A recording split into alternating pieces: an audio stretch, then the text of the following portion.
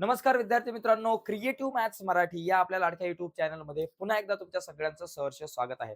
12वीचा मराठीचा पेपर 12 तारखेला आहे. बघा 12वीचा मराठीचा पेपर 12 तारखेला आहे आणि मराठीच्या पेपरवरती चर्चा करतोय. इंग्लिशचा पेपर नक्कीच तुमचा चांगला गेला असेल. आता मराठीवरती आपण चर्चा सुरू करूयात. बघा मित्रांनो, मराठीचा पेपर नेमका कसा असेल, प्रश्नपत्रिकेचं स्वरूप कसं असतं, कुठल्या प्रश्नावर आपण किती वेळ दिला पाहिजे, कशाप्रकारे कुठल्या प्रश्नाचा अभ्यास केला पाहिजे, मराठीची स्ट्रॅटेजी कशी असली पाहिजे आणि या कमी वेळामध्ये मराठीचा जास्तीत जास्त अभ्यास आपण कसा करावा यावर आपण चर्चा करणार आहोत. तर जाऊयात पटकन पुढे. पुढे जाण्याच्या अगोदर रिक्वेस्ट आहे, नवीन असाल पटकन चॅनल सबस्क्राईब करा, कारण इतर विषयाच्या सुद्धा बऱ्याचशा व्हिडिओ तुम्हाला आपल्या युट्यूब चॅनलच्या माध्यमातून मिळत राहणार आहे.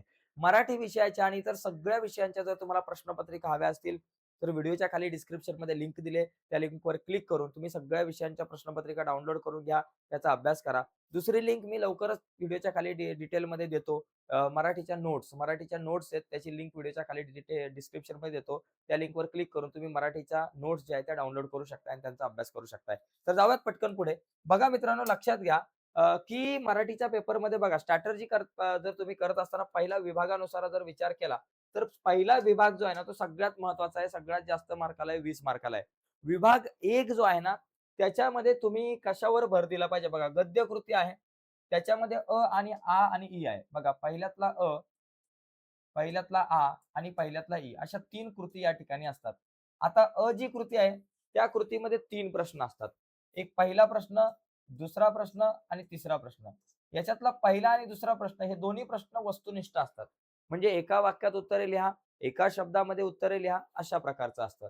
आणि हे दोन्ही प्रश्न 2-2 मार्काला म्हणजे एकूण 4 मार्क झाले. हे 4 गुणांचे प्रश्न. एक प्रश्नाला 2 मार्क, 2 प्रश्नांचे 4 गुण. आता इथे प्रत्येक विद्यार्थ्याला 4 पैकी 4 मार्क मिळू शकतात कारण सोपे प्रश्न असतात. पण कस कुठे लागतो? आपल्या बुद्धीचा कस या प्रश्नामध्ये लागणार आहे. कारण हा प्रश्न तुम्हाला स्वमतचा आहे. स्वमत असेल किंवा अभिव्यक्ती. हा प्रश्न 4 मार्काला आहे. मित्रांनो, इथे जरा तयारी करा. या प्रश्नाचं उत्तर लिहिताना थोडासा विचार करा. काय विचार करा? कारण इथं तुम्हाला स्वमत लिहिताना तुमच्या मताचा विचार करायचा आहे. या ठिकाणी तुमचं मत मांडायचं आहे. त्याच्यामुळे प्रश्न नीट समजून घ्या. स्वमत लिहिताना प्रॉब्लेम काय होतो? की आपला विद्यार्थी प्रश्न समजून घेत नाही. प्रश्न एक असतो, उत्तर काहीतरी वेगळंच असतं. त्यामुळे सगळ्यात पहिली गोष्ट इथं प्रश्न समजून घ्यायला वेळ द्या. प्रश्न समजून घ्या. काय नेमकं विचारलेलं आहे? प्रश्नामध्ये नेमके कुठले मुद्दे आहेत? आणि मला काय लिहायचं आहे? ओके. समजून घ्या प्रश्न आणि त्यानंतर तुमच्या भाषेमध्ये तुमच्या विचारांना इथं तुम्हाला मांडायचं आहे. साधारणतः 2 पॅराग्राफमध्ये हे स्वमत तुम्हाला लिहायचं आहे. नुसताच 1 पॅराग्राफ नका लिहू, 2 पॅराग्राफमध्ये लिहा. जेणेकरून तुम्हाला 4 मार्क मिळेल. कारण 4 मार्क आहे इथे. ओके. त्याच्यानंतर आ जो आहे तो सेम असाच आहे. जसं तुमच्याकडे अ 8 मार्काला आहे, त्याचप्रमाणे आ सुद्धा 8 मार्काला आहे. इथे सुद्धा याच ॲक्टिव्हिटी प्रश्न क्रमांक पहिला, दुसरा 2-2 मार्काचे 4 गुण झाले आणि तिसरा जो आहे तो स्वमतचे 4 मार्क. म्हणजे 8 आणि 8 हे जे 16 मार्क आहेत ना, हे तुम्हाला पाठ्यपुस्तकातलेच उतारे असतात. 8 आणि 8 16 मार्क हे पाठ्यपुस्तकातल्या उतारांवर आधारित असतात. आणि ई जो आहे तो अपठित उतारा असतो. अपठित उतारा. आता या अपठित उतार्याचा जर विचार केला ना मित्रांनो, खूप सोपा असतो. याच्यामध्ये 2च प्रश्न असतात. पहिला आणि दुसरा आणि हे प्रश्न सुद्धा वस्तुनिष्ठ प्रश्न असतात. इथे तुम्हाला 4 मार्क आरामात मिळू शकतात. कुठलाही विद्यार्थी असू दे, त्या विद्यार्थ्याला 8वातला जो प्रश्न क्रमांक पहिल्यातला जो अ आहे, त्याच्यात 4 मार्क मिळू शकतात. त्याच्यात बरोबर पहिल्यातला जो आ आहे, त्याच्यात 4 मार्क आरामात मिळू शकतात आणि ई मध्ये 4 मार्क आरामात मिळू शकतात. 12 मार्क प्रत्येकाला मिळतील. फक्त सोमतचे 8 मार्क. पहिल्या उताऱ्यातले 4 मार्क, दुसऱ्या उताऱ्यातले 4 मार्क.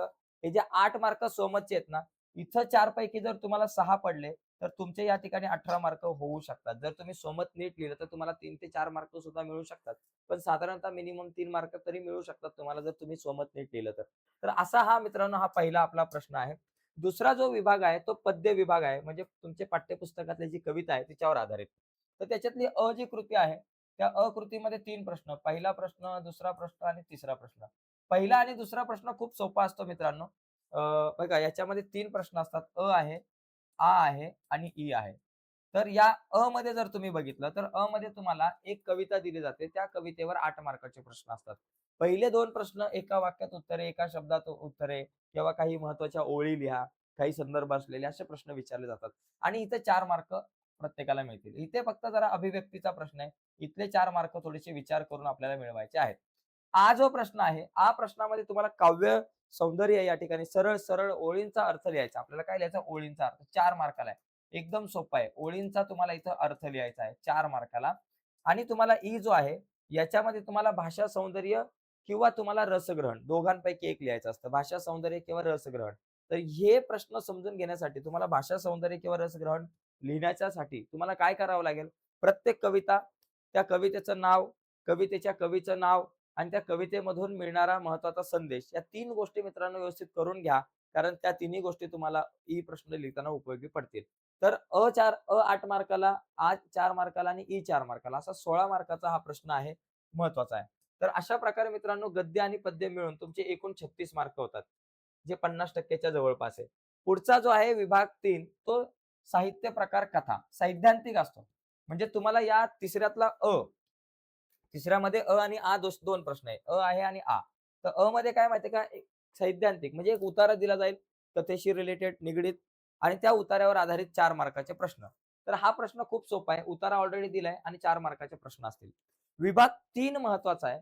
पठित कथा आहे, म्हणजे पाठ्यपुस्तकामध्ये ज्या तुमच्या कथा आहेत, त्या कथेमध्ये तुम्हाला 4 प्रश्न लिहिले जातील, 4 कृती दिल्या जातील. 4 पैकी 2 प्रश्न लिहायचे आहेत. एका प्रश्नाच्या उत्तराला 2 मार्क आणि हे खूप सोपे असतात मित्रांनो. खूप सोपे प्रश्न असतात आणि बरेचसे प्रश्न रिपीट होतात. आपण आज किंवा उद्या यावर चर्चा करणार आहोत. म्हणजे या कथा घटकावर आधारित महत्त्वाचे 7-8 जे प्रश्न आहेत ते आपण बघणार आहोत उत्तरांसहित आणि ते प्रश्न जर तुम्ही केले तरी तुम्हाला इथे चांगले मार्क मिळू शकतात. पुढचा मुद्दा आहे उपयोजित मराठी. मित्रांनो उपयोजित मराठीमध्ये जो तुमचा एक विभाग आहे त्याच्यामध्ये पहिलाच जो आहे उपयोजित विभाग 4था जो आहे त्याच्यामध्ये उपयोजित मराठीवरती आहे आणि आ. तर मध्ये 4 पैकी तुम्हाला 2 कृती करायच्या आहेत. म्हणजे 4 प्रश्न दिले जातील. त्याच्यामध्ये तुम्हाला अहवाल लेखन आहे, वृत्तालेखन आहे. तर यांच्याशीच रिलेटेड म्हणजे मुलाखत आहे, माहिती पत्रक आहे, अहवाल लेखन आहे, त्याचबरोबर वृत्तलेखन आहे. तर या घटकांवरच तुम्हाला प्रश्न विचारले जातात आणि 4 पैकी तुम्हाला 2 प्रश्नांची उत्तरं तुम्हाला या ठिकाणी लिहायची जातात. लिहायला लागतात 4 गुण. आणि विभाग 4 मधला जो आ आहे तो सगळ्यात महत्त्वाचा आहे. कारण इथे तुम्हाला मुद्दे दिले असतात. मुद्द्यांच्या आधारे तुम्हाला स्पष्ट करायचे असतात. मुद्द्यांच्या आधारे प्रश्न असतात इथे तुम्हाला. 4 प्रश्न दिले जातील. 4 पैकी 2 प्रश्न लिहायचे. 5 मार्काला 1 प्रश्न आहे. त्याच्यामुळे इथे तुम्हाला उत्तर लिहिताना डिटेल्समध्ये लिहावं लागेल, जेणेकरून तुम्हाला 10 मार्क मिळतील. ओके. आणि त्याच्यानंतर विभाग 5 याच्यात तुम्हाला 10 पैकी 10 मिळू शकतात. व्याकरणाचा विभाग आहे आणि इथं बऱ्यापैकी व्याकरणाच्या विभागामध्ये बहुपर्यायी तुम्हाला प्रश्न आहेत. ओके. याच्यामध्ये तुम्हाला वाक्य रूपांतर असेल, प्रयोग असेल, अलंकार असेल, त्याचबरोबर समास आहे आणि समासासोबत तुम्हाला वाक्प्रचार आहे. या 5 घटकांवरती 2-2 मार्काचे प्रश्न विचारले जातात आणि सोपे असतात. आणि शेवटचा जो आहे तो निबंध लेखन. निबंध लेखन करताना मित्रांनो व्यवस्थित निबंधाची सुरुवात करायची आहे. निबंधाच्या सुरुवातीला चांगला विचार, चांगले सुविचार लिहून जर तुम्ही निबंधाची सुरुवात केली, तर चांगले मार्क मिळतील. निबंधाची सुरुवात, निबंधाचा मध्य आणि निबंधाचा शेवट अशा 3 साधारणतः पॅराग्राफमध्ये तुम्हाला निबंध लिहिता आला पाहिजे. 3 ते 4 पॅराग्राफमध्ये तुम्ही निबंध लिहिला पाहिजे. ओके. तर आता या प्रत्येक घटकावरती आपण येत्या काळामध्ये डिटेलमध्ये चर्चा करणार आहोत या 2 दिवसामध्ये.